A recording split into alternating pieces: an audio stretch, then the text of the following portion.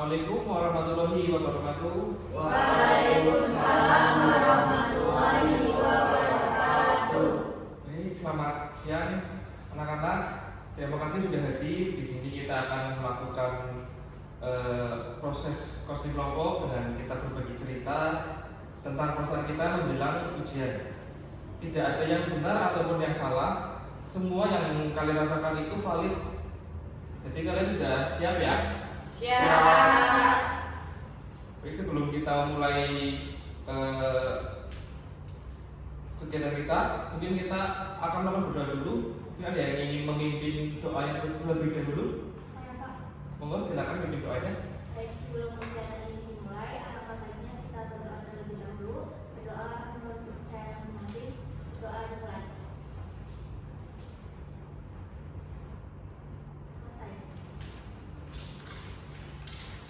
Baik, terima kasih untuk Mbak Farah sudah memimpin doa. Lalu kita akan sebelum kita mulai kegiatan, alangkah baiknya kita perkenalan dahulu agar kita lebih kenal. Seperti pepatah, tak kenal maka tak layak. Oke, kita lanjut. Mungkin dimulai dari Pak Farah, Pak. Dari Mbak Sarita berarti ya, silakan. Pak, perkenalkan saya Sarita Skandani. Saya Putri Singatena. Saya Anies Mubarak. Saya Hasan Ambia. Saya Nadia Musa. Saya Farah Safian Musa. Saya Gisma. Baik, di sini kita akan berbagi perasaan ya. Lalu sebelum lanjut, kalian apakah sudah mengenal atau mengerti betul tentang proses kelompok sendiri? Seperti diskusi berkelompok. Tapi kayaknya lebih ke penyelesaian masalahnya gitu nggak sih Pak? Iya betul, nanti baik-baik. Nah betul, jadi konseling kelompok itu merupakan salah satu bentuk pelayanan bimbingan konseling yang dilakukan secara berkelompok dan untuk membantu menyelesaikan permasalahan yang ada pada kita dan mengembangkan potensi kita juga. Dan juga lebih mengedepankan diskusi dan penyelesaian akhirnya. Apakah kalian sudah mengerti atau paham? Halo, apakah semuanya sudah mengerti tentang si kelompok teman-teman atau anak-anak? Sudah Oke, baik. Lalu yang akan kita bahas hari ini itu bersifat rahasia dan tidak akan disebarluaskan kepada orang lain. Lalu sebelumnya, apakah kalian mengerti tentang asas-asas yang akan kita lakukan hari ini? belum Pak. Baik, ini akan saya sampaikan tentang asas-asas yang akan kita terapkan hari ini, yaitu asas kerahasiaan, asas kesukarelaan, dan asas keterbukaan. Yang pertama itu asas kerahasiaan, yaitu di mana data yang kita akan jelaskan di sini atau cerita atau permasalahan yang kalian jelaskan di sini akan bisa rahasia dan tidak akan dikonsumsikan untuk publik, dan ini hanya kita di sini yang mengerti tentang cerita itu. Lalu ada yang kedua yaitu asas kesukarelaan, di mana kita di sini itu tanpa ada paksaan untuk mengikuti kegiatan konseling kali ini dan tanpa ada yang mempelopori untuk kalian datang ke sini. Yaitu yang ketiga ada asas keterbukaan, yaitu kalian diwajibkan untuk bercerita jujur sesuai dengan yang kalian rasakan dan tidak ada yang ditutupi satu sama lain. Apa kalian sepakat? Sepakat Pak. Baik, sebelum kita langsung kegiatan, kita akan tentukan dulu untuk waktu yang akan kita tempuh pada kali ini. Mungkin ada dari kakak sekalian ada yang ingin berpendapat untuk waktu yang akan kita jalankan. Izin Pak. 20 menit. Izin Mbak, jangan 20 menit, mending kita 30 menit aja. Pak, ya sepakat 30 menit. Oke teman-teman, untuk waktunya 30 menit apa sepakat? Sepakat.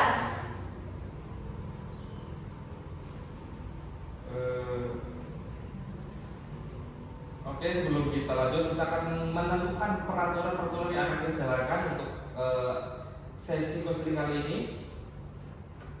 Mungkin ada yang ingin, menurut kalian peraturan apa sih yang dibutuhkan pada konseling kita kali ini? Kalau menurut saya menciptakan lingkungan yang aman secara psikologis, di mana setiap anggota itu bebas mengekspresikan diri tanpa takut dihakimi, direndahkan, atau dijadikan bahan bercandaan yang negatif sih Pak. Kalau menurut saya, menerapkan etika mendengarkan yang baik, memberikan hak bicara yang adil setiap individu hingga mereka selesai menyampaikan gagasannya Pak. Saya Pak, menerima dan menghormati adanya perbedaan latar belakang, perspektif, serta cara pandang yang ada dalam kelompok. Saya menunjukkan komitmen keterlibatan penuh dan dedikasi terhadap tujuan dari kegiatan yang sedang berlangsung agar hasil yang dicapai bersama-sama. Dapat disimpulkan untuk peraturan yaitu pertama menciptakan lingkungan yang baik, lalu yang kedua ada menerapkan etika, dan yang ketiga itu menerima dan menghormati apa yang disampaikan pada teman-teman kalian, dan juga yang terakhir yaitu ada menurut komitmen untuk bisa menyelesaikan masalah itu. Apakah sepakat dengan peraturan itu? Sepakat. Terima kasih. Lalu baik, sepertinya kita masih agak canggung ya, masih belum cair nih suasananya. Bagaimana kalau kita streaming dulu untuk lebih menyelesaikan suasana dan lebih rileks lagi? Apakah ada yang ingin memimpin SPG kita kali ini? Siapa? Ya, pokoknya Mas Ilyas silakan dipimpin teman-temannya untuk SPG-nya. Baik Pak, teman-teman ikut aku ya. Tepuk fokus, melihat, mendengar, mengingat, fokus. Gitu ya teman-teman. Ayo kita lakukan bersama-sama. Silakan. 1, 2, 3. Tepuk fokus, melihat, mendengar, mengingat, fokus. Oke, sekarang kalian sudah kelihatan semangat sekali ya, dan sedikit lebih cair dari sebelumnya. Sebelum masuk ke pembahasan utama, saya ingin memastikan dahulu untuk kalian merasa nyaman berada di sini ya. Mungkin kalian sudah bersikap duduk lebih tegak, kaki sudah lebih lurus, lalu coba kalian tarik nafas dalam hitungan 3 sampai 3 ya. Ikuti saya. 1, 2, 3, kita tarik nafas bareng-bareng, lalu keluarkan. Mana? Sudah lebih rileks? Sudah Pak. Lalu bagaimana sih perasaan kalian yang kalian rasakan saat ini? Saya Pak, saya sudah merasa lebih nyaman. Saya Pak, saya juga udah merasa lebih santai dari kegiatan sebelumnya sih.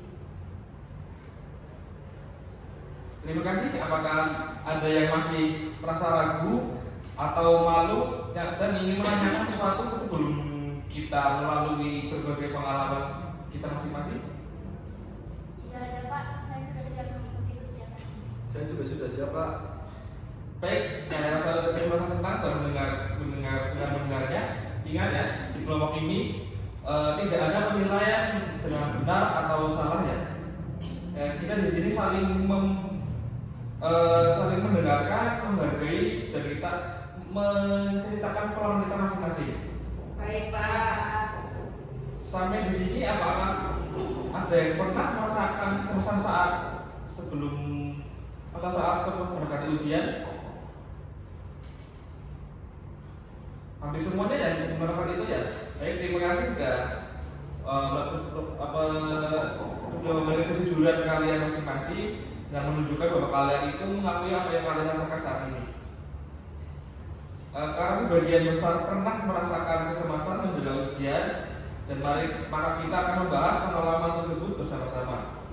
Lalu, apakah semua sudah siap untuk masuk ke pembahasan utama? Siap. Baik, kalau gitu kita masuk ke pembahasan utama. Silakan ceritakan pengalaman kalian terkait dengan kecemasan dalam menghadapi ujian. Ayo, boleh kalian ceritakan apa yang kalian rasakan?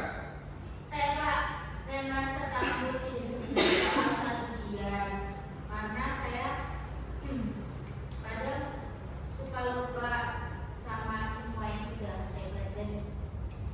Kalau saya lebih takut mengecewakan orang tua. Saya merasa mereka punya harapan yang tinggi terhadap saya. Jadi kalau misalkan saya dapat nilai yang jelek, saya merasa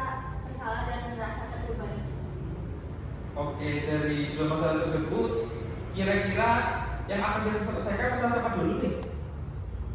Sepertinya masalahnya Hasna dulu karena lebih menyangkut diri sendiri dan lebih relate sama kita semua. Iya Pak, benar. Baik, Hasna, mungkin bisa kamu ceritakan lebih lanjut tentang permasalahan yang kamu alami, Hasna? Jujur saya merasa sangat cemas belakangan ini Kak, karena saya suka tiba-tiba lupa dengan materi yang sudah saya pelajari yang berminggu lalu. Kadang juga mendadak hilang total begitu lembar soal ujian yang sudah dibagikan Pak. Padahal saya sudah meluangkan waktu sebanyak mungkin untuk belajar membaca ulang catatan dan mencoba memahami semuanya. Tapi tetap saja perasaan saya ada yang mengganjal, yang membuat perasaan saya itu takut tidak bisa menjawab soal-soal itu Kak. Saya melihat, atau saya lihat itu ya, kamu saat kamu bercerita itu kamu dengan posisi duduk yang tidak seperti sebelumnya, yaitu kamu menundukkan kepala dan kamu sedikit gelisah dengan memainkan jari-jari itu. Apa benar kamu memainkan gelisah saat bercerita itu, Hasna? Benar Pak, saya sangat merasa gelisah. Tidak apa-apa, Hasna. Di sini banyak teman-teman yang akan mendengarkan dan akan membantu kamu mengurangi dalam permasalahan kamu dan beban kamu tentang kegelisahan itu. Baik, silakan. Apakah dari anak-anak sekalian ada yang ingin menanggapi tentang permasalahan Hasna? Saya ingin bertanya Pak, rasa takut itu selalu muncul saat menjelang ujian Pak. Iya, bahkan seminggu sebelum ujian pun saya sudah merasa sangat cemas dan kepikiran. Kalau kayak gitu, biasanya apa yang kamu lakuin? Kalau di sini biasanya bikin saya frustasi, akhirnya saya jadi terobsesi untuk terus-menerus membuka buku setiap hari. Setiap hari kalau saya ada waktu luang, tapi rasanya lembaran-lembaran yang saya pelajari tidak akan masuk ke kepala karena saya terjebak dalam siklus membaca materi yang sudah berulang-ulang. Bukan karena saya paham, tapi karena saya merasa didorong oleh rasa takut yang luar biasa. Kalau sampai akhirnya kondisi ini bikin saya frustasi karena akhirnya saya jadi terobsesi untuk belajar terus-menerus, membuka buku setiap waktu luang, tapi rasanya lembaran-lembaran yang saya baca sama sekali tidak ada yang masuk ke kepala. Bahkan saya merasa terjebak dalam kondisi yang berulang-ulang, bukan karena saya paham, tapi karena saya merasa terdorong oleh rasa takut yang luar biasa. Kalau sampai ada detail kecil atau materi yang terlewat belum saya kuasai sebelum ujian dimulai. Berarti sebenarnya kamu sudah belajar ya, tapi hanya kamu kurang percaya dengan kemampuan diri kamu sendiri. Ya, betul. Jadi apa yang paling kamu takutkan, nilai yang buruk atau mengecewakan orang tua? Keduanya, karena saya merasa takut nilai saya jelek, lalu orang tua saya akan kecewa dan menjadikan aib keluarga. Kalau dari masalah yang aku lihat tuh kayaknya masalah utama dari Hasna itu bukan karena masalah kurang belajar, tapi terlalu meragukan diri sendiri sih. Saya juga melihat begitu. Hasna sudah berusaha, tapi pikirannya selalu mengatakan bahwa usahanya belum cukup. Iya, saya memang sering berpikir begitu. Hasna, apakah ada bukti bahwa kamu sebenarnya mampu? Iya, saya memang sadar berpikir begitu. Pernah sih nilai ulangan saya sebenarnya cukup begitu. Kalau begitu, kenapa kamu masih merasa tidak mampu? Entahlah, rasanya saya selalu takut hasilnya berbeda saat Menurutku kamu terlalu fokus pada kemungkinan gagal. Padahal kalau dipikir-pikir, melihat nilai ulangan kamu itu sudah menunjukkan bahwa kamu itu bisa loh. Kalau aku jadi Rasna, mungkin aku bakal coba buat slow down dan fokus sama proses belajar aku sekarang daripada sibuk mikirin dan ketakutan diri sendiri ngebayangin gimana hasilnya nanti. Soalnya kalau pikiran kita udah di-start sama rasa takut dulu sebelum ujian, mau belajar sekeras apapun, rasanya tuh materi gak bakal bisa masuk ke kepala. Jadi mending kita fokus selangkah demi selangkah, kuasai apa yang bisa kita kuasai biar nanti hasilnya bisa mengikuti, jadi usaha kita yang maksimal. Aku juga setuju. Sebelumnya juga aku sering overthinking, tapi sekarang aku membuat target belajar sedikit demi sedikit, itu akan membuatku tenang. Selain itu jangan lupa istirahat. Kalau terlalu lelah justru makin sulit mengingat materinya. Nah, sejak kapan Hisna merasakan hal itu? Apakah sejak SD, SMP, atau SMA? Sejak SMP sih, lebih tepatnya saat kelas 2 nilai saya itu turun dan orang tua saya merasa kecewa dan memarahi saya walaupun hanya sebentar. Apakah itu sebagai penggerak dengan menjadikan kamu itu masalah mudah itu? Betul Pak, sejak saat itu saya ingin menghindari kenapa sih saya harus selalu dipatok nilai bagus, padahal saya sudah paham sebenarnya. Biasanya saat kamu akan menghadapi ujian, apa yang kamu lakukan sekarang? Biasanya saya mengulang diri beberapa waktu dan senang sambil belajar dan sering sambil belajar supaya fokus tapi hasilnya tetap sama. Baik, luar biasa sekali dari dinamika kelompok kita kali ini. Rasna, cobalah dengarkan dan resapi apa yang dikatakan oleh teman-temanmu tadi. Masalahmu itu selama ini bukan terletak pada otakmu yang tidak mampu menyerap materi, dan melainkan ada luka lama yang kamu rasakan yang membuatmu itu cemas secara berlebihan. Lalu bagaimana sih rasanya perasaan sekarang setelah semua hal ini kamu ceritakan menurut di dalam kelompok kita kali ini? Saya merasa lega sekali Pak. Ternyata selama ini saya terlalu kejam pada diri saya sendiri. Apa yang dibilang teman-teman itu benar. Ya, saya terlalu fokus takut mengulangi masa SMP saya sampai lupa kalau saya yang sekarang itu sudah lebih berubah terbukti bisa.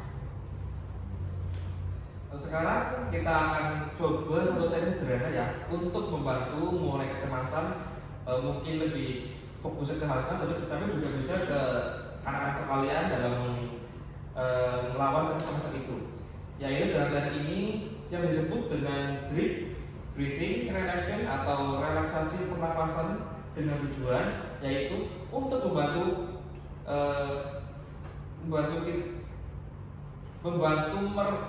sinyal ke otak dan otak kalian bahwa saat ini tubuh ini mempunyai hormon stres dan bisa menurunkan hormon stres juga. Silakan kita mulai ya. Silakan kalian duduk dengan posisi nyaman dan rilekskan tubuh kalian. Lalu letakkan kedua tangan kalian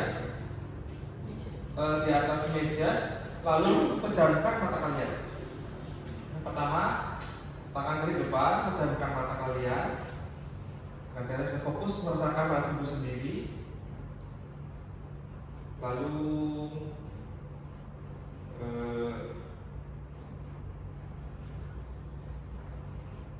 Pak, maaf. Sepertinya saya agak susah untuk tenang begitu saja. Karena saya waktu saya merenung pikiran saya langsung lari ke bayang-bayangan ujian minggu depan dan saya malah makin berdebar. tidak apa-apa, sangat wajar kalau kamu itu masih punya pikiran untuk menolak atau untuk tenang itu masih susah karena kamu belum terbiasa saja. Tapi kamu jangan dilawan pikiran itu, cukup kamu sadari kehadirannya, terima perlahan dan alihkan fokusmu hanya pada suara saya, suara teman-teman, Dan yang lain, apakah ada yang merasakan hal yang sama dari teman-teman yang lain? Saya Pak, saya juga merasa sedikit tegang di bagian pundak Pak. Rasa coba malam, tadi kayak ada beban yang nahan. Kalau aku coba fokus ke detak jantungku sendiri, emang awalnya merasa cepet banget Pak. Tapi aku coba buat ikuti instruksi Bapak saja perlahan. Baik, terima kasih untuk Ilyas dan Rizka. Pundak tegang dan jantung berdebar itu memang adalah tanda bahwa kalian menyimpan memori atau kecemasan sekarang. Mari kita uraikan bersama-sama. Asna, Ilyas, dan semua teman-teman yang ada di sini, mari kita ikuti panduan saya sekali lagi secara perlahan ya. Tekniknya itu ikutilah kalian duduk dengan nyaman, dengan tangan kalian berada di atas meja. Lalu pada hitungan 1 sampai 4 kalian tutup mata dan kalian tarik nafas dalam-dalamnya. Lalu kalian tahan sebentar, nanti akan saya instruksikan untuk perlahan untuk membuang nafasnya. Ini akan kita mulai. Pertama kita pejamkan mata terlebih dahulu. Kita tarik nafas bareng-bareng ya dengan 2 sampai 4. 1, 2, 3, 4. Tarik nafas. Tahan. Keluarkan secara perlahan. Kita ulangi lagi ya. 1, 2, 3, 4. Tarik nafas. Tahan. Keluarkan. Silakan kalian bisa membuka mata kembali. Jadi dengan merasakan ketenangan itu kemudian dari hembusan yang lembut dari perut kalian juga ini, semua tentang ketakutan atau beban masa lalu itu dan pikiran buruk dari tubuh kalian itu akan sedikit keluar. Bagus. Terus kalian lakukan dari teknik ini ketika kalian merasakan kecemasan atau kalian merasa atau ketakutan pada melakukan sebelum kalian menghadapi ujian. Lalu bagaimana sih setelah kalian melakukan teknik ini, apa yang kalian rasakan? Saya merasa jadi jauh lebih tenang, lebih rileks, dan tidak terlalu tegang. Terutama di bagian leher, di bagian otot-otot yang saya tadinya kaku, sekarang jauh sudah lebih rileks. Saya juga merasa lebih relaks dibanding sebelumnya Pak. Jantung saya yang tadinya bergetar sampai sekarang ritmenya sudah mulai membaik dan sudah konsisten. Saya Pak, jadi tahu cara mengatasi kecemasan. Ternyata selama ini kalau saya panik, napas saya itu putus-putus dan bikin pikiran saya makin berantakan. Pas tadi Bapak suruh bayangkan membuang beban masa lalu lewat hembusan nafas, rasanya jauh lebih enak dan dada saya yang tadinya sesak langsung jadi plong banget. Betul sih, saya juga lebih siap menghadapi ujian nanti. Saya merasa lebih tenang, lega bahwa kecemasan itu bisa kita atasi bersama loh. Betul Pak, saya jadi mikir kalau nanti di tengah-tengah ruang ujian yang saya mendadak panik atau takut blank, saya nggak perlu buru-buru menutup buku atau pasrah. Saya tinggal taruh pulpen, bersandar, lalu pakai teknik napas ini selama 1 menit buat balikin fokus saya. Hebat sekali para juga teman-teman yang lainnya yang sudah menemukan nih cara dalam mengatasi kegelisahan dan juga ketakutan yang hari tadi. Lalu apakah untuk Hasna ya, menurut sendiri, apakah kamu masa teknik sederhana ini bisa membantu meredam obsesi kamu untuk terus buka buku secara kompulsif di rumah? Bisa banget Kak. Nanti kalau di rumah saya mulai merasa bersalah dan pengen masa buka buku, padahal kalau saya sudah pusing banget, saya mau berhenti dulu, saya mau duduk relax, terus saya mau merem dan mempraktikkan teknik yang Bapak tadi arahkan agar pikiran saya itu jadi jernih lagi. Terus setelah itu saya putuskan untuk istirahat atau lanjut belajar secara sehat. Baik, kalian sekarang sudah menemukan ya banyak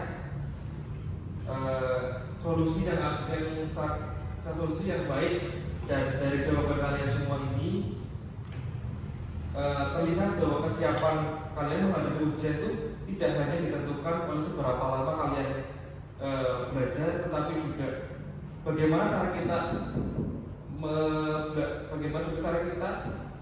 cara belajar kita.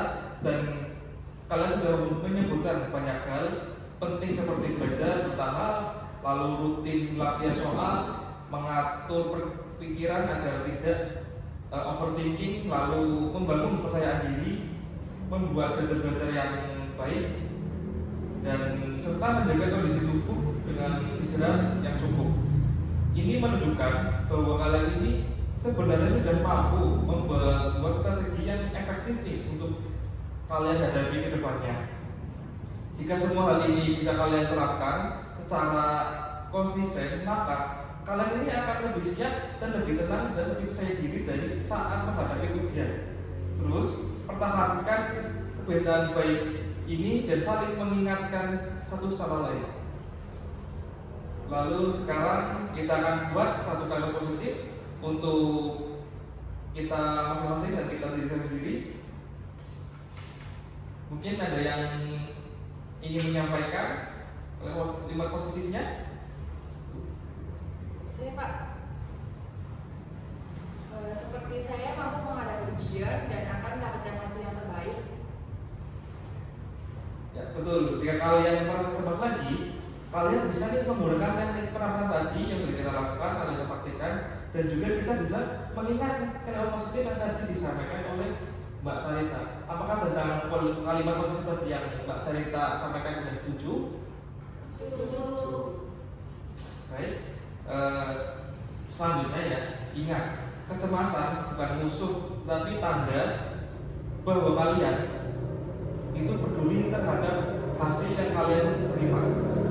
Terima kasih atas keterbukaan kalian hari ini, dan semoga kalian lebih siap dan percaya diri menghadapi ujian sekolah ke depannya.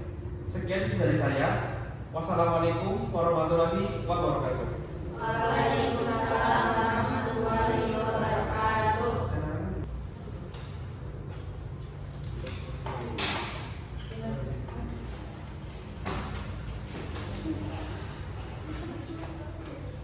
Terima kasih ya, terima kasih. Terima kasih. Terima kasih.